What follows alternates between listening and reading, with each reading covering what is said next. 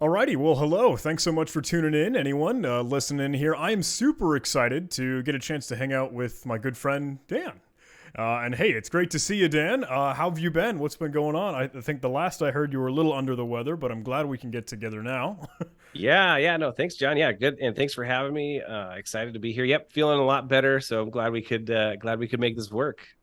Well, hey, I think there will be a good portion of the audience that might say, hey, I recognize that fella. I know who Dan is and what he's up to. But I think that there's a good portion that may very well just be not familiar with who you are and what you do. So do you mind just, hey, giving a little bit of background context, filling in who is Dan?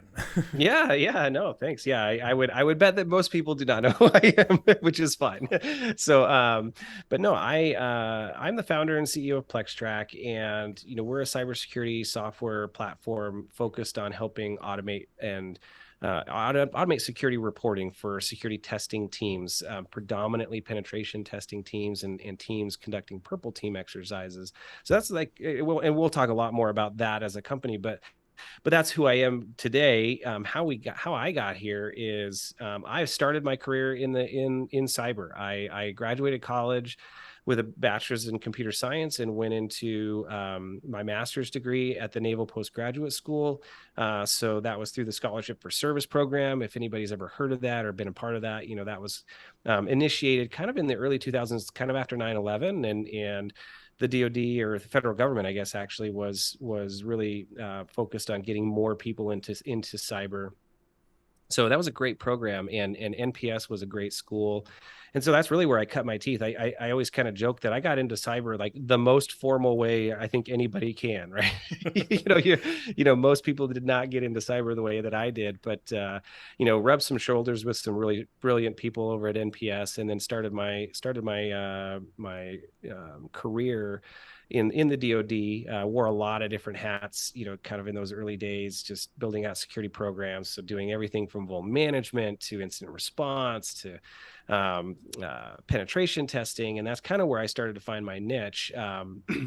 So I really liked, the technical problem solving that hacking brought, and then obviously enjoyed being able to get paid for it. I was never one that actually just kind of just did it to do it. I just did it. It was fun, and I enjoyed, like, this is a cool job, right? Oh So yeah. um so I so I did that for several years. My focus was a little more on AppSec and mobile device security and in embedded systems, things like that. And I got the OSCP, which was a great challenge for me. This was, gosh, over 10 years ago now, which is crazy. But and so I was a principal pen tester with the team at Veracode for several Oh, years, excellent. and so just kind of just was doing my thing, and just really started to notice pain in the pen testing engagement life cycle, specifically around a couple different things. I hated writing reports, which every pen tester will tell you. Mm. um, Hated how much time it was taking to format a document and resize screenshots and all this jazz. And so that led me to, like, okay, there's got to be a better way to do this. And then the other side of that coin that I hated was, I hated coming back a year later, or whenever we'd come and re-engage with a customer, and basically rewrite the same report. They none of the things that we had reported had really gotten fixed. And from a consulting perspective, hey, that's fine. I mean, whatever, your money's still green. You're still paying us to do this. But from a core value and mission perspective, I'm like, this isn't working. Like, we need to be actually getting people better at doing better security. And so it's like, something's broken here, right? So that's really what started me on the trail, or the path for PlexTrack. Was, one, help automate that report writing process as much as possible, so that you can spend more time actually finding security issues, and then have a better collaboration mechanism for the remediation life cycle, and actually providing more visibility into how these issues are getting resolved. And so that's really what started my PlexTrack journey, right? And so I started as a side project, with the intent for it to be a business. Bootstrapped it for a few years, started to get some early customers, and then dove in full time, and was fortunate enough to raise a seed round in the summer of 2019. And so that, kind of got us, into the mode of, growth, and really being able to hire folks, and start to scale. And then, everybody models a startup, with that hockey stick model, right? Oh yeah. And ours shows us starting to hit that hockey stick, curve, right, in like March of 2020, right? So like, Excellent. so we're like, oh, this is an interesting timing, but a testament to our product and to our team for really just continuing to grow strong through the early days of the pandemic, right? Like as an early stage startup, that's always nerve wracking, right? Okay, how are we going to manage this? Because you've got some cash, but you still got to be careful, right?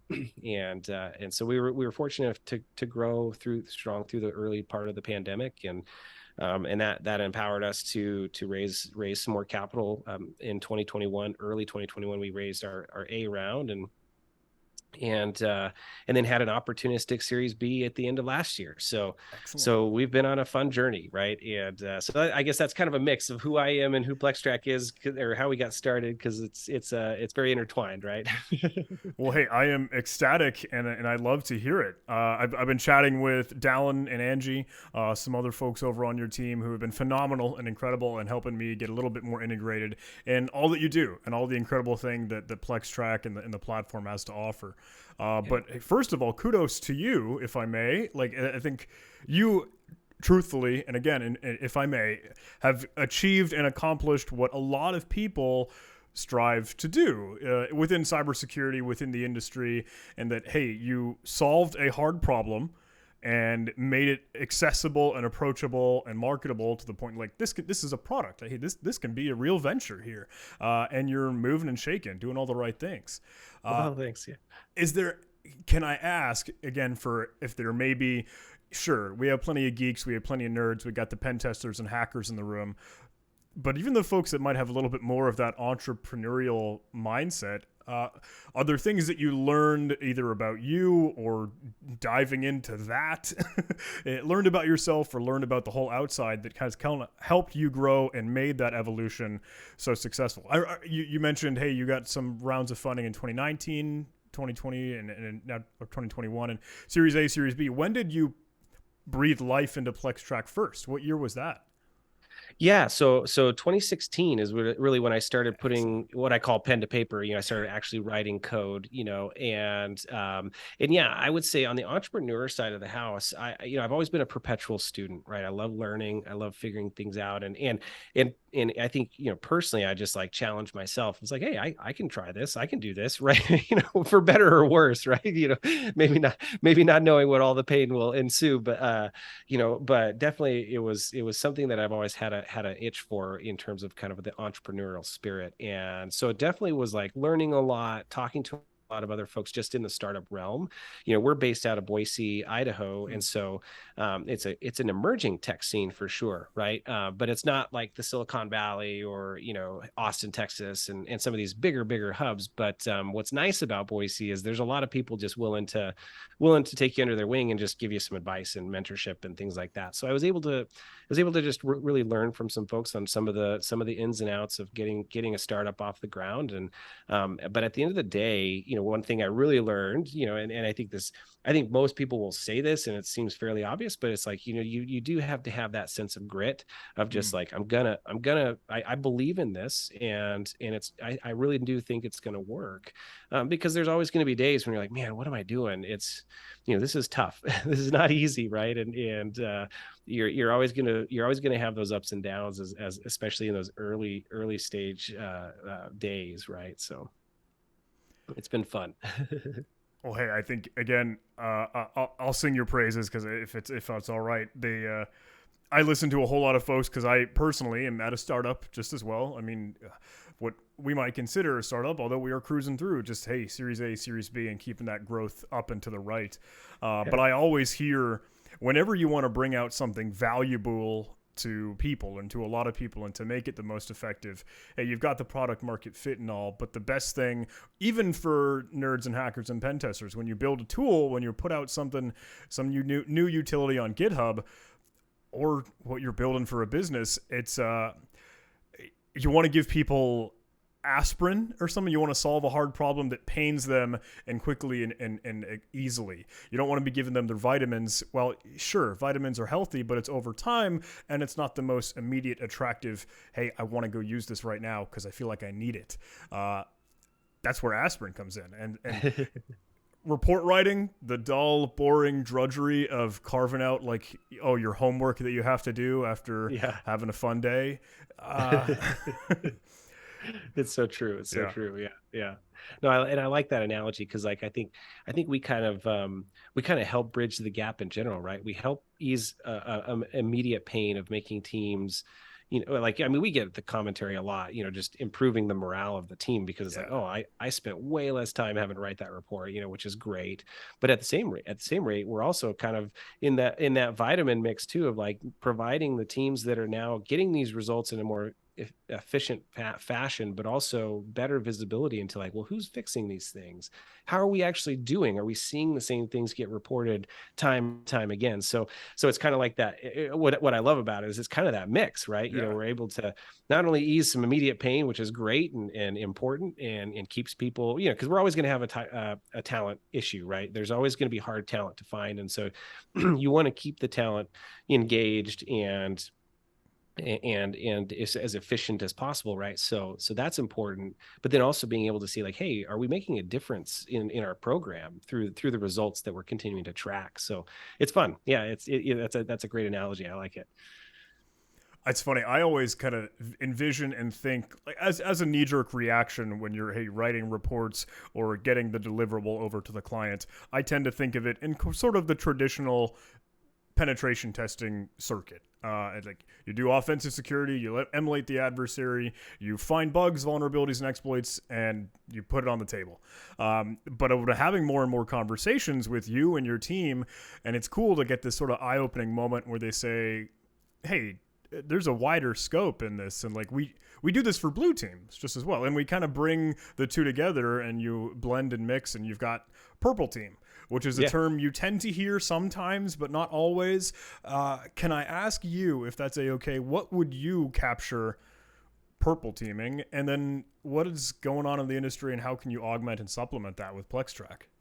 Yeah, that's a great question. Because we do a lot of marketing around purple teaming, right? And we tend to abstract that concept a little more, and that's why we're a little careful around it because I know some people can get really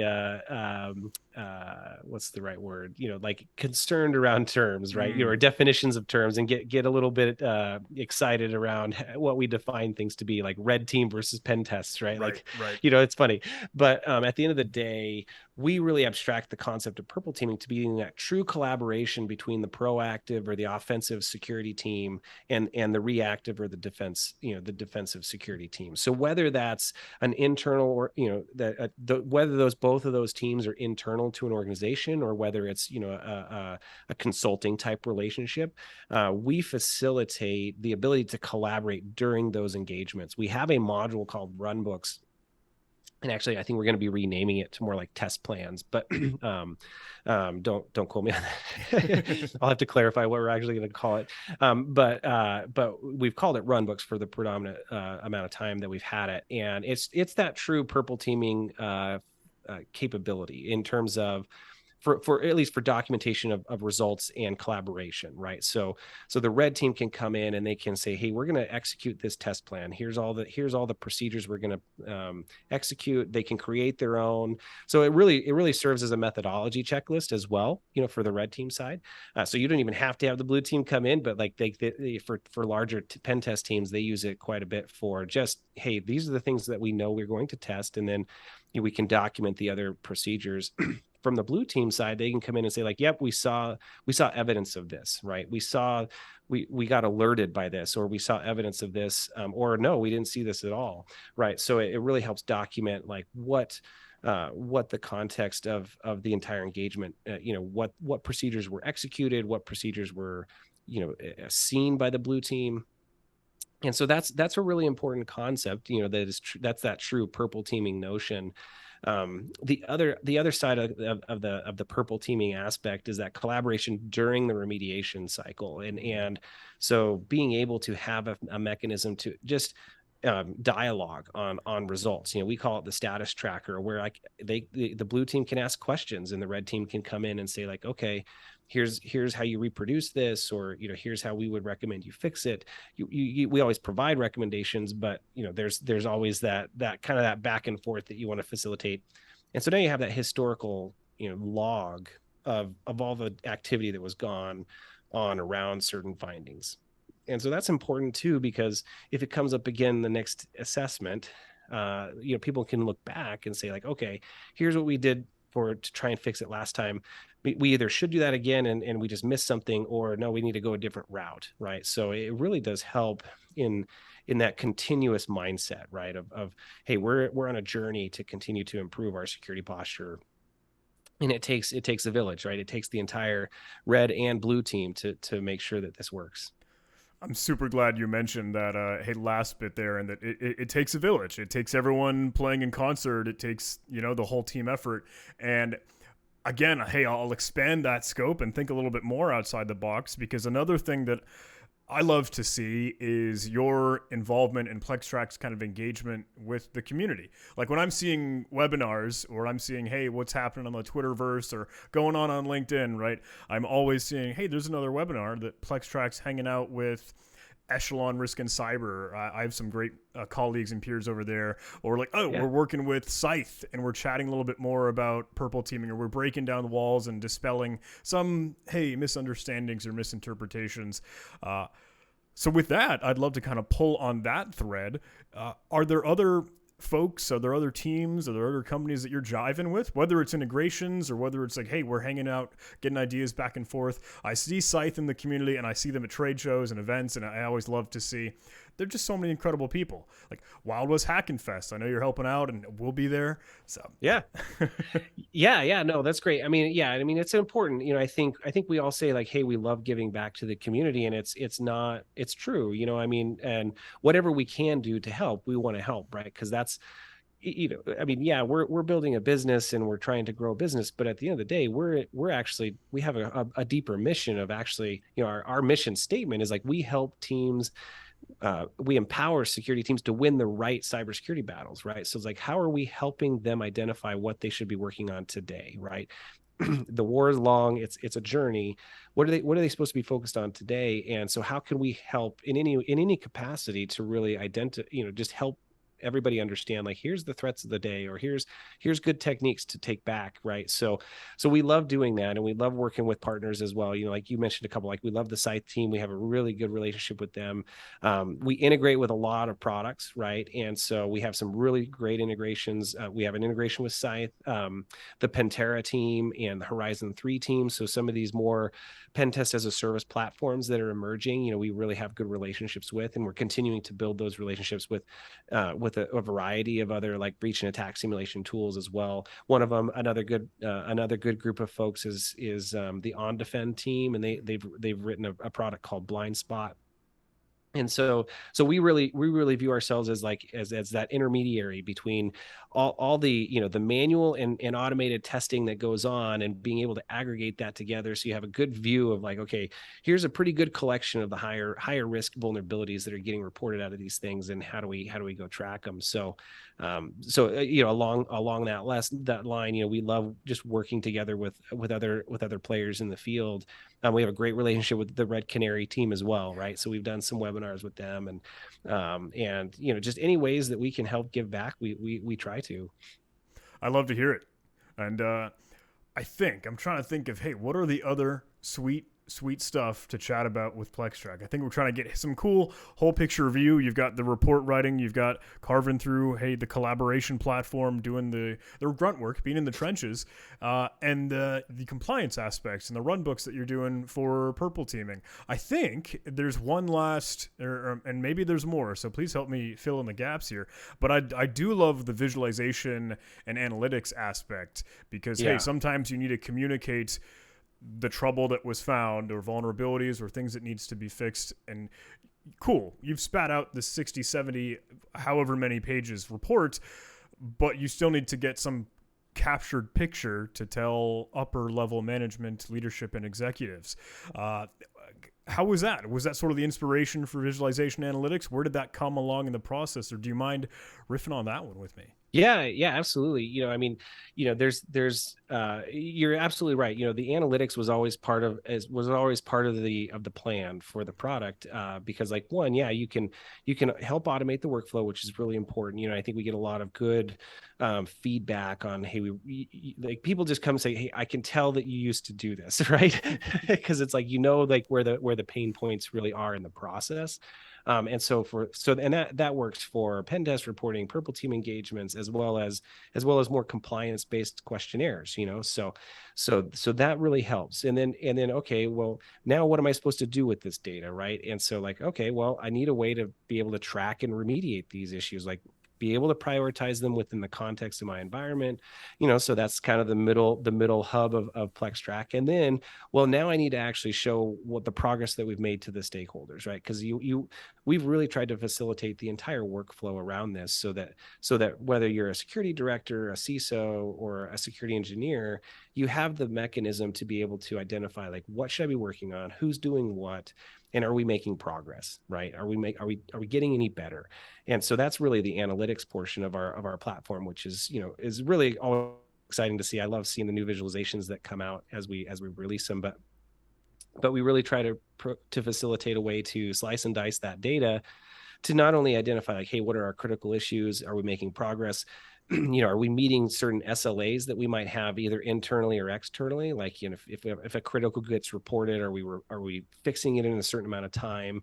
And so you can visualize those trends, and that's really important to be able to say, like, okay, where are the gaps? Who's struggling? In terms of a business unit, or like, what subnet it seems to be the problem child, right? So that's important, and that's a really important piece of the platform, is being able to not only visualize that, but also have a mechanism to provide that data to other people as well, whether that's the board or the executive team, or even external auditors or something like that. So that's an important piece, and I think that kind of wraps everything up together very nicely, because you can do all the work, but then if you can't really report on, like, how we're making progress, it makes your day still more challenging, right? So. Well, hey, yeah, I love having it all kind of tied together and wrapped and bundled, because that is the package, that is the platform, that is, hey, PlexTrack in its entirety. And with that, I'd love to kind of ask, if it's, again, all right, what's next? Because, hey, you knocked it out of the park with this thing as it is, but what's on the horizon? And I don't want to get into, hey, any inside baseball or secrets you're not trying to give out just yet. But is there anything on the roadmap that you're super excited for, or I don't know, what's next in the kitchen? Yeah, no, that's a great question. So one, I'm always excited for all the integrations that we're continuing to pull out, because the more data that we can get collected and aggregated, the better we facilitate those workflows, right? So we're continuing to release integrations. An integration with EdgeScan is coming out, and there's a lot more coming out. I don't have the full list, but that is one that's exciting, that's right on the horizon. Mandate security validation is another one that's right really close. And so we have a good partnership with Mandate as well. I forgot to mention them, but so those, I'm always excited for the integrations, because that just helps facilitate more workflow and get better visibility from all the different sources of risks that are getting identified. We're continuing to improve our analytics capabilities and being able to provide more visualizations and more customizable dashboarding. So we have what we call shareable analytics coming out here really soon, where, hey, I want to get a dashboard looking, and I want to basically notify our CISO, like these are the things that I really want him or her to see, right? So we're constantly improving there. And I think one of the bigger things that's on the horizon that it's not getting too much into the forward looking aspects, but we really like the idea of being able to aggregate things into higher level, what I call security program initiatives, right? So there's one thing to have like lots of vulnerabilities around a certain area of risk, but then it's another thing to say like, okay, well, these are clearly symptoms of a bigger problem, right? And that's really what being able to aggregate those into a more prioritized list of program initiatives, right? So that's what we're calling it internally, is security program initiatives.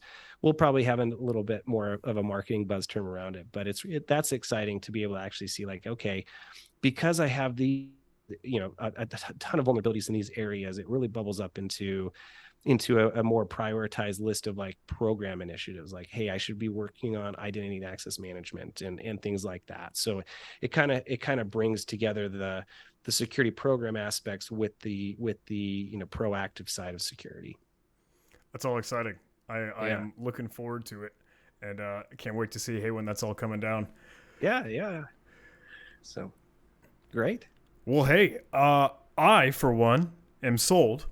I think, hey, some folks listening in that might be thinking like, yeah, you know what? PlexTrack sounds like they're doing all the right things. They can solve my problem rapidly and easily, make myself and my team more efficient, more effective.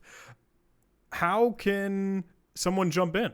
How can anyone go take a look at what PlexTrack has to offer and, hey, go chat with some folks and get the ball rolling? Yeah, absolutely. So if you just go to our website, plextrack.com, we have a lot of information there about our solution and platform. You can book a demo, and we'll chat with you and really talk through like what the use cases are and the problems that you're trying to solve and how we can help.